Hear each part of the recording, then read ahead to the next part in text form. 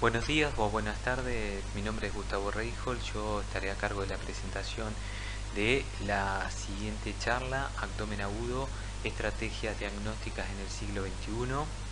Quiero destacar y recalcar que la totalidad de las imágenes y elaboración de la charla estuvo a cargo del doctor Hugo Guerra, del Centro Privado de Diagnóstico de Río Tercero, Córdoba. Yo seré solamente el encargado de poner la voz. En nombre del doctor Hugo Guerra quiero agradecer a las autoridades del curso universitario de diagnóstico por imágenes organizado por FARDIT, a la Universidad FASTA y a los profesores Carlos Capiel y Luis Fagre. Los objetivos de esta charla son valorar la importancia de la radiografía directa de abdomen en nuestros días, proponer la correcta elección de los métodos de imagen utilizando una clasificación topográfica del dolor abdominal agudo y definir cuál es el rol del especialista en imágenes. En la primera parte de la charla haremos una breve reseña de lo que representa el dolor abdominal agudo y la evolución de su diagnóstico durante el tiempo. Ahora bien, ¿cuál es el rol del radiólogo y por qué debemos participar nosotros como especialistas en el síndrome doloroso abdominal agudo? Como ustedes sabrán, el diagnóstico clínico de abdomen agudo es un verdadero reto.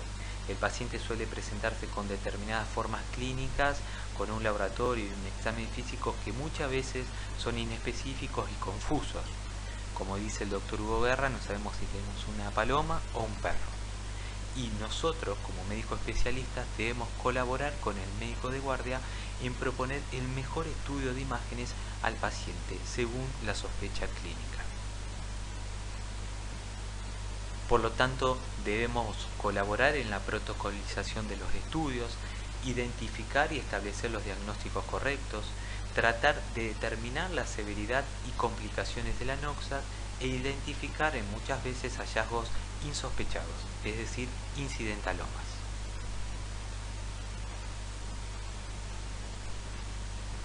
Es interesante ver cómo han evolucionado las imágenes en el diagnóstico del abdomen agudo. Por ejemplo, en los años 70, todo paciente con dolor abdominal agudo era sometido a una radiografía directa de abdomen. En los años 90 ya la indicación de la radiografía directa de abdomen estaba limitada a la sospecha de una obstrucción intestinal, una litiasis ureteral o la sospecha de un hemoperitoneo. En esta charla vamos a tratar de conocer su rol y el de los demás métodos de diagnóstico por imágenes en nuestros días. Un artículo publicado en Radiology en el 2008, donde se estudiaron durante un periodo de 6 meses 874 pacientes con dolor abdominal agudo, demostró que en el 34% de estos pacientes la directa de abdomen era normal. En 46% de estos pacientes arrojó datos inespecíficos. Fue anormal en el 19% de los pacientes con una precisión diagnóstica que variaba entre el 2 al 5% y fue útil solamente en el 4% de los pacientes. Entonces se concluyó que la directa de abdomen en el paciente de emergencia no traumático es de escasa utilidad, aunque se sigue solicitando con frecuencia. Es útil en estos casos en el control de colocación de catéteres. Y el médico, fundamentalmente el médico radiólogo, debería ayudarlo a solicitar el método de diagnóstico por imágenes más sensible según la patología que se sospeche. Debido a todo lo mencionado, la directa de abdomen ha declinado su utilización debido a que presenta una baja sensibilidad. Esta baja sensibilidad está determinada, por un lado, por el bajo contraste inherente en los tejidos blandos y por otro lado, por la ausencia de signos radiológicos específicos en muchas patologías abdominales. Bueno fue para los pacientes el advenimiento de los estudios seccionales que han disminuido la necesidad de radiografías directas de abdomen, ya que los nuevos estudios permiten una visión directa de los órganos intraabdominales. Por ejemplo, en la diapositiva de la izquierda podemos ver una resonancia magnética donde se encuentra alterada la señal de un espacio vertebral correspondiente a una espondilodicitis. En la imagen central, una tomografía computada nos permite ver el engrosamiento de la pared del colon derecho, secundaria a una tiflitis. Y en la imagen de la derecha, la ecografía nos permite ver la vesícula biliar de paredes engrosadas con litiasis en su interior que hace muy simple el diagnóstico de una colecistitis aguda. La TC tuvo un importante impacto en el manejo del abdomen agudo, la tomografía computada, ya que ha disminuido un 24% la hospitalización, ha permitido un mayor intervalo de tiempo entre el diagnóstico de la patología y la cirugía en el 11% de los pacientes, lo que permite una mejor preparación prequirúrgica. Ha permitido descartar en el 26% de los pacientes enfermedades significativas y ha propuesto un diagnóstico alternativo para los síntomas del paciente o la sospecha clínica en otro 26%.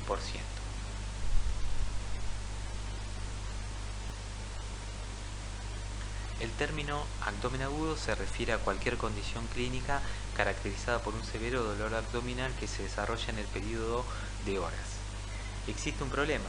Tanta dependencia de la tomografía computada hace que en algunos medios se dé menor importancia a la clínica del paciente, los hallazgos físicos y hasta los hallazgos de laboratorio. Y eso puede determinar una sobrevaloración de algunos métodos de diagnóstico por imágenes, reduciendo su efectividad diagnóstica. También hay que mencionar que en guardias quirúrgicas, en pacientes con abdomen agudo, el 90% de ellos tiene alguna de estas patologías, lo que es un diagnóstico relativamente fácil y solo tenemos que saber, repito, en la mayoría de los casos, cómo guiar el estudio del paciente. Afortunadamente en el año 2002, Marincek publica un trabajo llamado Emergencias abdominales no traumáticas, dolor abdominal agudo y estrategia diagnóstica, donde divide el dolor abdominal en 6 tipos, uno en cada cuadrante, es decir, cuadrante superior derecho, cuadrante superior izquierdo, cuadrante inferior derecho y cuadrante inferior izquierdo. Y los otros dos, el dolor abdominal difuso y el dolor en flanco o epigástrico. Y siguiendo la frecuencia de la patología de cada uno de estos espacios, plantea las diferentes estrategias diagnósticas a ser utilizadas. Cabe mencionar, sobre todo para los médicos de formación o que no hacen la especialidad, que los métodos de diagnóstico por imágenes tienen limitaciones. No es lo mismo tratar de hacer una ecografía en la señorita de la izquierda, que debe tener un perímetro abdominal de 60 centímetros, que el señor de la derecha, que luce un generoso abdomen. Esto notablemente va a disminuir la sensibilidad y la especificidad del método. Comenzando con el cuadrante superior derecho, las principales patologías del dolor a dicho nivel son la colecistitis aguda litiásica y alitiásica, el absceso hepático, la ruptura espontánea de una neoplasia hepática y el infarto de miocardio. Y los métodos de imágenes propuestos son la ecografía y la tomografía computada. Vemos algunos ejemplos ecográficos de una colecistitis aguda. Las imágenes superiores se ve una vesícula ligeramente dilatada o distendida, con imágenes litiásicas en su interior y una pared ligeramente engrosada. Las imágenes inferiores corresponden a ecografías del archivo del Dr. Hugo Guerra. La imagen de la izquierda, una vesícula de paredes engrosada, y la imagen de la izquierda, una trombosis de la rama porta, el tronco de la porta, y su rama izquierda. La imagen radiográfica de la derecha demuestra en topografía de la fosa vesicular un nivel hidroaéreo y aire en la pared de la vesícula, hallazgos compatibles con colecistitis enfisematosa. Esta última imagen pertenece al antiguo archivo del Dr. Jiménez del Hospital Privado de la Comunidad de Mar del Plata. 3 ejemplos tomográficos de colecistitis aguda. La tomografía de la izquierda demuestra una imagen cálcica en topografía del bacinete. La imagen central, una vesícula levemente dilatada de paredes engrosadas, y la imagen de la izquierda, una vesícula con aire en su pared, característico de la colecistitis enfisematosa. Otras imágenes del archivo del Dr. Hugo Guerra, donde vemos a la izquierda una tomografía con 2 imágenes líquidas, una que corresponde a la vesícula biliar y la otra un absceso perivesicular, y a la derecha la imagen superior ecográfica que muestra un absceso perivesicular con una imagen cálcica en su interior, y la inferior derecha una tomografía computada donde vemos un absceso perivesicular con aumento del tejido graso que lo rodea. Una de las complicaciones de la colecistitis aguda es el absceso hepático por contigüidad, como vemos en la siguiente tomografía, donde adyacente a la fosa vesicular se visualiza una formación ocupante de espacio intrahepática hipodensa multisectada característica de una colección abscedada en este paciente que tenía un diagnóstico clínico de colecistitis aguda. Otra de las causas del dolor en cuadrante superior derecho, como habíamos dicho anteriormente, son las neoplasias intrahepáticas complicadas o los abscesos hepáticos, como vemos en los siguientes ejemplos tomográficos. A la derecha un adenoma complicado con un sangrado agudo y a la izquierda una lesión hipodensa intrahepática con pequeñas áreas aéreas característicos de un absceso hepático. La patología más frecuente asociada al dolor en cuadrante superior izquierdo corresponden a las alteraciones esplénicas como el infarto o el absceso o las patologías gástricas como la gastritis o la úlcera. Y los métodos para su diagnóstico son la tomografía computada y la endoscopía. En nuestro país no podemos dejar de lado la ecografía dada la accesibilidad en casi todos los medios. Visualizamos una tomografía computada con un vaso ligeramente aumentado de tamaño, donde se constatan voluminosas playas hipodensas triangulares de base periféricas características de los infartos esplénicos. Una formación focal hipodensa con pequeñas burbujas aéreas en esta tomografía computada que correspondía a un absceso esplénico, la imagen de la derecha con un drenaje percutáneo. Las causas más frecuentes de dolor en el cuadrante inferior derecho son la apendicitis aguda, la ileitis terminal aguda o enfermedad de Crohn, que no es tan frecuente en nuestro medio, la tiflitis, y no podemos dejar de mencionar la adenitis mesentérica y las causas ginecológicas, como ser la enfermedad inflamatoria pelviana, la torsión o ruptura de un quiste de ovario, la endometriosis y el embarazo ectópico. Las metodologías de imágenes que se proponen en este cuadrante es la ecografía y la tomografía computada. Aquí se visualizan a la izquierda imágenes ecográficas correspondientes a una apendicitis aguda, donde visualizamos un apéndice aumentado de tamaño, de paredes engrosadas, con un aumento de la ecogenicidad de la grasa del mesoapéndice. Las imágenes de la derecha corresponden a una tomografía computada, donde se ve un apéndice aumentado de tamaño, un apendicolito de mayor densidad en su luz y toda la grasa del mesoapéndice aumentada de densidad. Quiero volver a mencionar que esta charla no está inclinada a enseñar los signos típicos de cada patología, sino a hacer una reseña de ellos y qué método de diagnóstico utilizar en el abdomen agudo. Otra de las causas del dolor en el cuadrante inferior derecho es la enfermedad de Crohn. Aquí tenemos una tomografía computada que muestra un engrosamiento parietal del ilion terminal, linfadenopatías e inflamación de la grasa mesentérica. La adenitis mesentérica es una causa de dolor en el cuadrante inferior derecho que debemos recordar. Esta es frecuente sobre todo en niños y adultos jóvenes. Es importante diagnosticarla porque evitamos una cirugía innecesaria. Las características son ganglios linfáticos aumentados de tamaño y agrupados a nivel de mesenterio, un apéndice normal y una inflamación del ciego o el ilion terminal puede coexistir. No tan frecuente de dolor en el cuadrante inferior derecho es el infarto segmentario mental o del epiplón, que se visualiza en tomografía computada como una masa superficial heterogénea en la grasa anterior del colon y adherida al peritoneo parietal. Esto se da sobre todo en pacientes que presentan como factores de riesgo la obesidad o una cirugía reciente.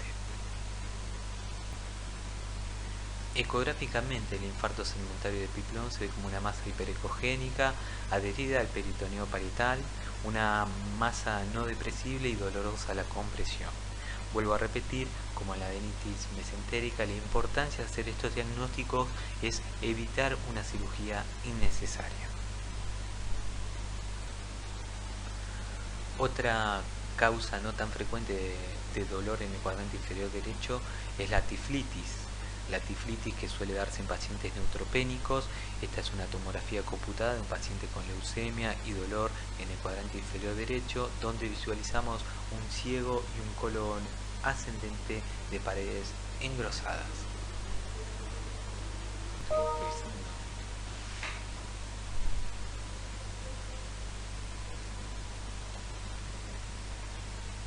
No podemos dejar de hablar en el cuadrante inferior derecho del dolor abdominal agudo el origen ginecológico, siendo las causas más frecuentes la enfermedad pélvica inflamatoria, la torsión de ovario, el quiste hemorrágico, el embarazo ectópico y la endometriosis. En el siguiente ejemplo demostramos una paciente con una enfermedad pélvica inflamatoria. Visualizamos la imagen de la derecha, la imagen de la izquierda, una ecografía transvaginal, y la imagen central, una tomografía computada donde se demuestra una dilatación tubaria hipodensa, llena de líquido característico, y la ecografía. La torsión ovárica es otra de las causas del dolor abdominal de origen ginecológico. Ecográficamente se puede presentar como una masa anexial, sólida, ecogénica, con pequeños folículos periféricos, como vemos en la imagen ecográfica transvaginal de la izquierda. Podemos ver alteraciones del flujo al Doppler color, como se ve en la imagen central, donde hay una ausencia de flujo arterial o un flujo arterial de bajo volumen con ausencia de flujo venoso. O podemos ver también en el Doppler color el signo de remolino del pedículo vascular, como es la imagen de la derecha. El dolor pelviano agudo en el quiste de ovario hemorrágico suele presentarse de diferentes maneras e involuciona en 2 a 4 semanas. Ecográficamente, en el periodo agudo vamos a ver una formación quística y hiperecogénica con un nivel líquido-líquido, como vemos en la imagen ecográfica transvaginal de la izquierda, o en el periodo subagudo podemos ver una masa con un reticulado fino, como vemos en la ecografía transvaginal de la derecha. Otra de las causas ginecológicas de dolor en cuadrante inferior derecho es el embarazo ectópico. Embarazo ectópico que generalmente es de fácil diagnóstico ecográfico si lo sospechamos. Se va a caracterizar por presentar ecográficamente abundante cantidad de líquido libre intraabdominal, principalmente a nivel de fondo de saco de Douglas, un líquido que tiende a ser ecogénico o ligeramente ecogénico porque es un líquido hemorrágico, y en ocasiones podemos visualizar, como es el ejemplo de la derecha inferior, el saco embrionario con el embrión en su interior. No podemos hablar de dolor pelviano o abdomen agudo de origen pelviano sin mencionar la endometriosis, que es el gran simulador. Un endometrioma se presenta ecográficamente como una lesión quística, con ecos internos en su interior, uni o multilocular, con septos, paredes gruesas, nodular, focos ecogénicos en su interior, que puede ser uni o bilateral. Recordemos que el examen más sensible y específico para el diagnóstico de la misma es la resonancia magnética, que no solo nos va a mostrar las lesiones focales, sino que permite caracterizar la hemoglobina en sus diferentes estadios, y utilizando secuencias con supresión grasa permite diferenciarlas de quistedermoides. Ahora, para despertarnos, vamos a detenernos un minuto en este paciente joven con dolor epigástrico y actualmente en fosa ilíaca derecha, para hacer la semiología típica en esta tomografía. Si se fijan, la imagen inferior derecha correspondiente a un corte tomográfico en el cuadrante inferior derecho, vemos una imagen con un centro hipodenso que corresponde a una apendicitis. El corte tomográfico de la izquierda, vemos una imagen de similares características, pero en topografía de la vena mesentérica, correspondiendo a una trombosis de la misma. Y en los cortes superiores, un hígado con un realce heterogéneo y una falta de contraste o ausencia de contraste en la rama de la porta derecha. Como habíamos dicho anteriormente, los métodos de imágenes no solo permiten para hacer el diagnóstico etiológico del cuadro abdominal agudo, sino también para evaluar sus complicaciones, como en este caso. Cuando el dolor se presenta en el cuadrante inferior izquierdo, el espectro es reducido a la diverticulitis y a la apendicitis epiploica, siendo el examen de elección la tomografía computada. Vuelvo a repetir que en nuestro medio la ecografía también es de gran valor, ya que contamos con ella en la mayor parte de los centros de atención médica y efectuado por manos expertas o bien entrenadas es un excelente método.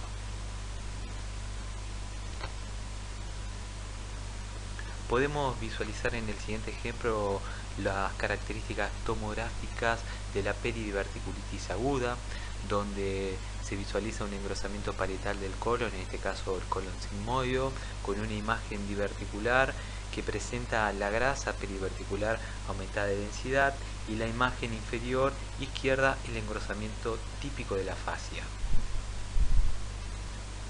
En este otro paciente, al cual se le realizó una tomografía computada sin la administración de contraste oral positivo, vemos en los cortes tomográficos de la derecha la presencia de divertículos, algunos de ellos con aumento de la densidad en su interior correspondiente a una hemorragia. En la imagen de la izquierda, el corte anatomopatológico. Seguimos viendo complicaciones de la diverticulitis, en este caso una perforación libre, donde se visualizan pequeñas imágenes aéreas a nivel del abdomen superior, el corte tomográfico de la izquierda y el engrosamiento parietal del colon izquierdo en la tomografía de la derecha. En este caso, otra complicación de la peridiverticulitis, que son las fístulas. La imagen de la izquierda es un colon por enema, donde vemos el colon sigmoideo de contornos irregulares con dos fístulas inferiores. Pero lo que más llama la atención es la imagen aérea central que corresponde a la vesícula. Los cortes tomográficos de la izquierda demuestran en la imagen inferior una pequeña burbuja aérea a nivel intravesical. Hallazgos bastante característicos de las fístulas vesicodigestivas siempre y cuando el paciente no cuente con una sonda vesical. Otra de las complicaciones de la peridiverticulitis es la obstrucción intestinal, como vemos en el siguiente ejemplo. En el corte tomográfico de la izquierda se visualiza una franca dilatación del marco colónico y en el corte tomográfico de la derecha un engrosamiento parietal del colon sigmoideo. Hay que ser precavido y tener en cuenta que el principal diagnóstico diferencial en este caso es el tumor de colon. Otra de las complicaciones que nos permite ver los métodos de diagnóstico por imagen en la peridiverticulitis son la pileflebitis. Si nos fijamos en el corte del abdomen superior a la izquierda, el corte tomográfico, vamos a ver en topografía de la rama porta pequeñas burbujas aéreas características de esta patología, y a la izquierda podemos ver una neumatosis portal con pequeñas burbujas aéreas o contenido aéreo en la zona periférica del hígado. Recuerden que la diferencia entre la neumatosis portal con aire en la vía biliar es que el aire en la vía biliar se va a localizar a nivel central, mientras que el aire en la neumatosis portal va a ser periférico, como en el siguiente ejemplo. Otra de las complicaciones de la diverticulitis son los accesos pelvianos. Aquí vemos algunos ejemplos tomográficos con un drenaje percutáneo en las imágenes inferiores.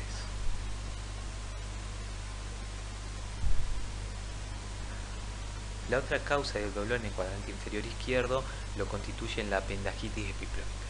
La apendicitis es el infarto o torsión de los apéndices epiploicos. En las imágenes superiores se ve una ecografía que demuestra un aumento de la ecogenicidad de la grasa peritoneal por delante del colon izquierdo y que es característico de la apendicitis epiploica. El diagnóstico diferencial o uno de los diagnósticos diferenciales serían el infarto segmentario del epiplón, como veíamos anteriormente. Los cortes o las imágenes inferiores corresponden a cortes tomográficos típicos de la apendicitis epiploica. Recordemos que los apéndices epiploicos son estructuras adiposas alargadas que nacen de la superficie serosa del colon, que miden entre 0,5 a 5 centímetros y varían en un número de 100 a 150. Como se ve en la imagen tomográfica, los apéndices epiploicos pueden ser visualizados en condiciones normales cuando existe líquido libre intraperitoneal, y esto es debido a que la grasa flota en el líquido. Recuerden que la irrigación de los apéndices epiploicos es terminal a través de un pedículo muy estrecho y debido a la movilidad del apéndice epiploico hay una gran predisposición a la torsión e infarto. Las patologías más frecuentes asociadas al dolor en flanco o epigastrio son el cólico renoureteral, la pielonefritis aguda, la pancreatitis aguda y la ruptura de un aneurisma de aorta. Y el método de imagen para explorar dichas patologías es la tomografía computada. Mostraremos rápidamente dos ejemplos tomográficos de pacientes con dolor en flanco o epigastrio que presentaban litiasis ureterales. Como se puede ver en la imagen de la izquierda inferior, una pequeña litiasis en topografía del uréter lumbar alto izquierdo, y en la imagen de la derecha una pequeña litiasis impactada a nivel de la unión uretero-vesical izquierda, con una pequeña dilatación proximal. La pielonefritis, en este caso representada en 3 cortes tomográficos, a donde visualizamos a nivel de riñón derecho playas hipodensas pseudotriangulares, córtico-medulares con un riñón ligeramente aumentado de tamaño. También en el dolor de flanco epigastrio, una de las causantes es la disección aórtica, como vemos en los siguientes ejemplos. La imagen superior de una ecografía, recuerden que ecográficamente podemos ver una lámina en el interior de la luz aórtica con un flujo Doppler mostrando diferentes velocidades, una a nivel de la luz verdadera y otro a nivel de la luz falsa, y la imagen tomográfica inferior, un corte angiográfico que muestra la típica imagen de flap intimal. No hay que olvidarse una de las causas del dolor epigástrico, la ruptura aórtica, como vemos en estos dos ejemplos de aneurismas aórticos complicados con un extenso hematoma retroperitoneal y líquido periepático. La pancreatitis aguda constituye una de las causas más frecuentes de dolor epigástrico. El diagnóstico de pancreatitis, recordemos que es clínico y de laboratorio, y las imágenes tienen fundamentalmente 3 finalidades. En ocasiones ayudan a determinar su origen litiásico o no litiásico, a donde la ecografía juega un rol fundamental. Permiten determinar su gravedad con el score de Baltasar, fundamentalmente la tomografía computada, y los métodos de imágenes también permiten evaluar sus complicaciones, o las complicaciones de la pancreatitis aguda, como son las colecciones peripancreáticas, los pseudoquistes, complicaciones vasculares como los pseudoaneurismas arteriales o la trombosis venosa, ya sea de la vena esplénica o porta, y evaluar los órganos adyacentes. Diferentes ejemplos tomográficos de pancreatitis, la imagen superior izquierda, una tomografía sin inyección de sustancia de contraste, donde se visualiza un páncreas prácticamente de características normales con su acinalizado conservado, pero con un discreto aumento de la densidad de la grasa que lo rodea, es decir, el tejido graso peripancreático. La imagen de la derecha, otro paciente con una pequeña litiasis a nivel del cuello vesicular y un aumento difuso del tamaño pancreático con aumento de la densidad de la grasa peripancreática. Y en la imagen inferior, una extensa colección retrogástrica que desplaza en sentido anterior al estómago, correspondiente a un voluminoso pseudoquiste. Diferentes ejemplos de pancreatitis y sus complicaciones, las dos imágenes tomográficas superiores que demuestran pancreatitis necrotizante, la imagen de la derecha con una falta de vascularización del cuerpo y cola pancreática, y la imagen de la izquierda con una pequeña área hipodensa que no realza tras la administración de contraste a nivel del istmo y a nivel del cuerpo y cola, y las imágenes tomográficas inferiores, a la izquierda una colecistitis enfisematosa caracterizada por extensas áreas de enfisema a nivel de la loge pancreática y una complicación vascular de la imagen tomográfica inferior derecha, donde vemos señalado con una flecha negra un aneurisma de la arteria esplénica. Entraremos ahora en la última categoría de esta división, el dolor abdominal difuso. Dentro de las patologías más frecuentes del dolor abdominal difuso tenemos la obstrucción intestinal, la isquemia mesentérica aguda, la perforación gastrointestinal y la gastroenterocolitis. Dentro de los métodos de imágenes para la evaluación del dolor abdominal difuso tenemos la directa de abdomen, que todavía juega un rol, y la tomografía computada. Tenemos que saber que en la obstrucción intestinal hay factores que influyen en la apariencia en la directa de abdomen, en la radiografía directa de abdomen, como ser el tiempo de obstrucción y la presencia o no de vómitos o una sonda nasogástrica. En la obstrucción intestinal, los hallazgos que podemos visualizar en la directa de abdomen son dilatación de asas, presencia de niveles hidroaéreos a diferentes alturas, ausencia de gas en colon, el signo del collar de perla, y hay que tener en cuenta, muy importante, que si los niveles hidroaéreos son mayores a 25 milímetros y a diferentes alturas, no van a hacer sospechar una obstrucción de alto grado. A diferencia de la obstrucción intestinal por un hilo paralítico, donde suele cursar con niveles hidroaéreos a la misma altura y con gas en el marco colónico. Este es el caso de una paciente de sexo femenino de 84 años de edad que concurre a la guardia por un dolor abdominal agudo. La paciente era familiar de un médico, un hecho bastante importante.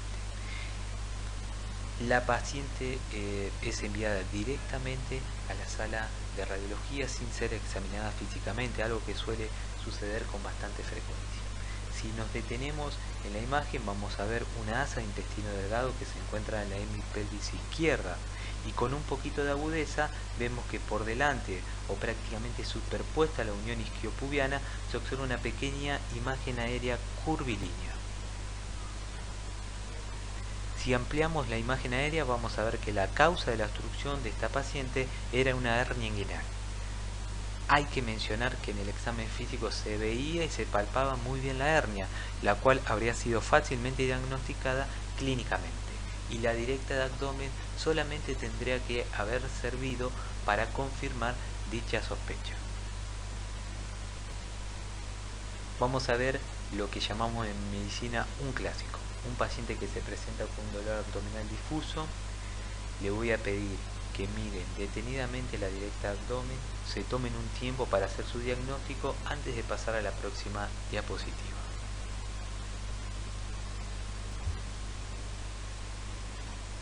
Como ustedes habrán visto, analizando la imagen, se identifica a nivel del cuadrante superior derecho de la directa de abdomen una pequeña imagen aérea correspondiente a aire en la vía biliar, la presencia de asas delgadas dilatadas, y a nivel de la hemipelvis, la imagen marcada con una flecha amarilla, una imagen de mayor densidad correspondiendo a una litiasis. Estos tres signos hacen el diagnóstico de un hilo biliar a través de la triada de Rigler. Visualizamos en un escanograma cómo se ve esta triada, caracterizada por la presencia de neumobilia, dilatación de intestino delgado y la litiasis.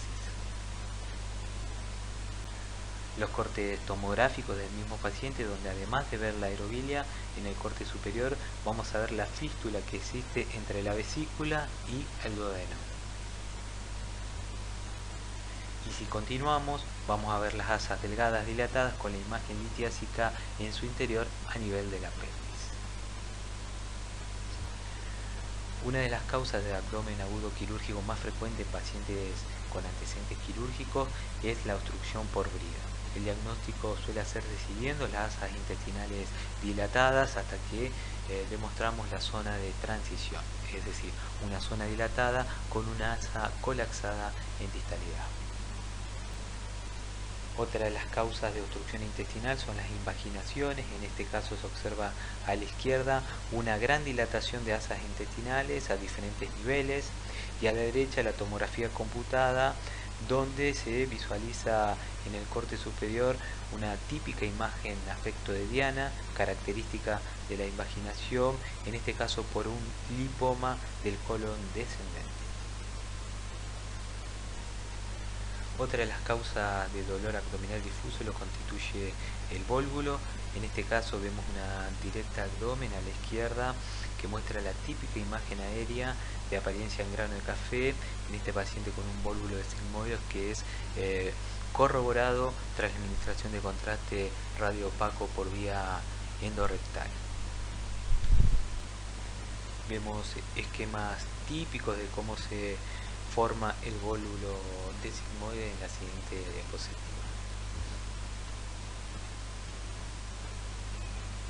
Visualizamos a la izquierda una directa de abdomen con una gran imagen aérea, también con un aspecto o un pseudo aspecto de grano de café, pero que ocupa fundamentalmente el abdomen medio e izquierdo, hallazgo que es más frecuente en el vólvulo de sigmoides y que puede ser confirmado mediante un colon por enema buscando el área de estenosis o mediante una tomografía computada, como se ve en la imagen del medio y superior, donde buscamos el signo de remolino o el signo del Whirlpool, que es demostrar dónde se enrollan las estructuras papulares. En el siguiente ejemplo vemos una directa de abdomen a la izquierda, donde se visualiza dilatación de asas intestinales, confirmando una obstrucción intestinal, mientras que en la tomografía computada, con los dos cortes a la derecha, nos muestran un cáncer infiltrativo anular del colon sigmoideo, siendo la causa determinante de dicha obstrucción. Recordemos que a dicho nivel el principal diagnóstico diferencial es la obstrucción por divertículos colónicos. También tenemos que tener en cuenta que cuerpos extraños introducidos por cualquier vía pueden ser motivos de obstrucción intestinal, como en este caso un desodorante introducido por vía rectal. Otra de las causas de dolor abdominal difuso lo constituyen las perforaciones gastrointestinales. Ahora vale una pregunta. ¿Saben ustedes cuál es la cantidad mínima de gas libre intraperitoneal que puede demostrarse radiológicamente? Piénselo antes de ver la próxima diapositiva. Según un artículo publicado en AJR en 1971, la cantidad mínima que podemos demostrar radiológicamente es de 1 centímetro cúbico. Si bien esta no es una clase, como ya hemos repetido, de semiología radiológica, creo conveniente mencionar que hay muchas causas de pseudoneumoperitonieo, como por ejemplo en este paciente que tenía una gran cantidad de grasa entre el diafragma y el hígado que pueden simular un neumoperitoneo. Estos son los cortes tomográficos del mismo paciente, donde muestran la grasa interpuesta entre el diafragma y la cara superior del hígado, simulando un neumoperitoneo. Otra de las causas de pseudoneumoperitoneo lo constituye el síndrome de Chilaiditi, que es la interposición del colon entre el diafragma y el hígado. Continuando con otra de las causas del dolor abdominal difuso, y para ir finalizando, no debemos olvidarnos de la isquemia intestinal. Visualizamos una directa abdomen con material opaco, radiopaco, administrado por vía endorrectal, donde se visualizan las típicas impresiones digitiformes de esta patología, hallazgos corroborados por la tomografía computada de la izquierda, donde se visualiza el franco engrosamiento parietal del colon.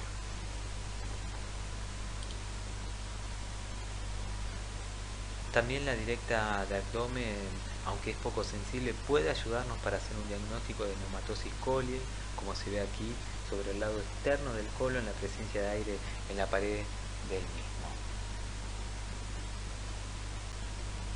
Mucho más fácil es hacer el diagnóstico de aire en la pared intestinal con una tomografía computada. En el siguiente ejemplo, en la radiografía o en la directa de abdomen a la izquierda, vemos solamente una franca dilatación de asas intestinales, y en los cortes tomográficos de la derecha puede visualizarse en la imagen superior la presencia de un trombo cardíaco, la imagen del medio la presencia de aire en el sistema porta, y en el corte inferior la presencia de aire en la pared del colon. ¿Cuáles son las causas de gas venoso portal de fuente intestinal? El infarto intestinal, la diverticulitis, la úlcera péptica y la enfermedad inflamatoria intestinal.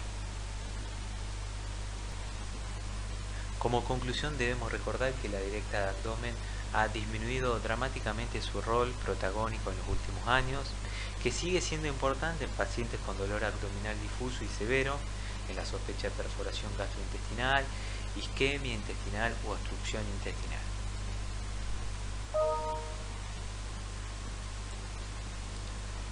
También concluimos que la directa abdomen ha sido francamente desplazada por la ecografía y por la tomografía computada.